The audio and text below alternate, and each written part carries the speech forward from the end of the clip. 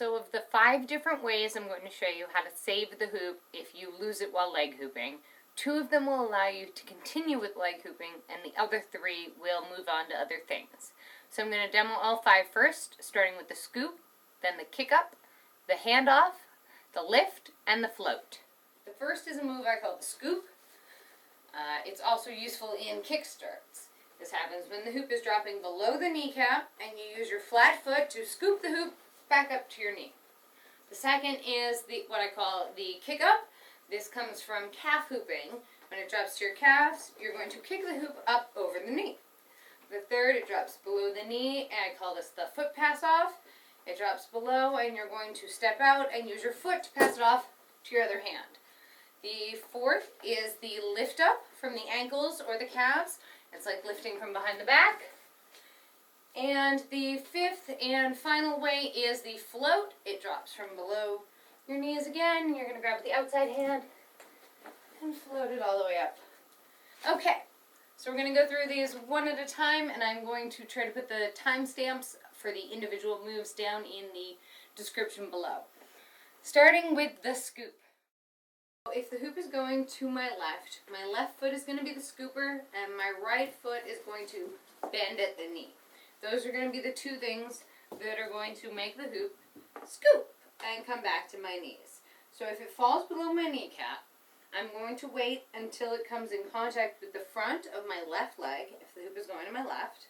I'm going to point my left toe towards the ceiling and lift that foot up as high as I can from the knee in a march. At the same time, I'm going to bend my right knee. This is going to give the hoop somewhere to land. Because if I just lift my left foot up and I put it down, the hoop is going to fall on the ground. It hasn't landed on anything. But if I lift my left foot up as I bend my right knee, I've now placed the hoop from my foot onto my knee. So, in slow motion, it would look like hoop comes in contact with left foot bends up, right knee bends down, hoop connects with right knee. The second way I'm going to show you how to rescue the hoop and keep it going while leg hooping is what I call the calf kick up or the kick up, and it originates from calf hooping, which I learned from a tutorial from Holly Hula, which I will link in the description below. So if you are leg hooping and it drops below your kneecap and it still has significant momentum, you can kick the hoop back up over your knees and continue leg hooping. So I'm going to show you this without the hoop first, because that is the easiest way to do it. You're going to want to keep your thighs nice and close together for this, and you're going to kick your legs forward, one at a time. On that, we'll push the hoop a little bit higher up, just like the shimmy. So, I'll show you that one more time from the side. The hoop drops below the kneecap, kick, kick, kick, and it comes back up. I don't want to kick too far and separate my legs all the way out there, because the hoop will drop. Alright, so they are little kicks. It drops below the knee, little kick, little kick, little kick. Hoop comes back over the knee. It drops below the knee, little kick, little kick, little kick, little kick. Back over the knee. Alright, from behind. Drops below, little kick, little kick, little kick, little kick. Little kick, little kick, little kick, little kick. Alright, so my heel is only coming a couple of inches off the ground each time. Not big kicks. So that is the calf kick up. Alright. Save number 3 is the foot handoff, and this can also be used from knee hooping as well as a save if it falls from below knee hooping. In this instance, I'm going to step out and use my leg to pass the hoop off to my other hand. I can do it from the knees, or I can do it from the shins or the ankles or anywhere down below.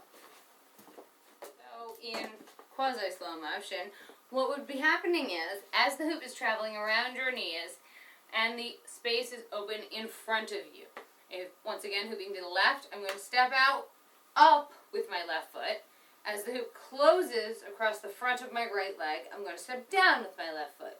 The hoop is now in between my knees. As it comes around again to the front, I'm going to harness that momentum and pick up my right foot. So it's hooked on the back of whatever part of my right leg it was stuck on at that moment.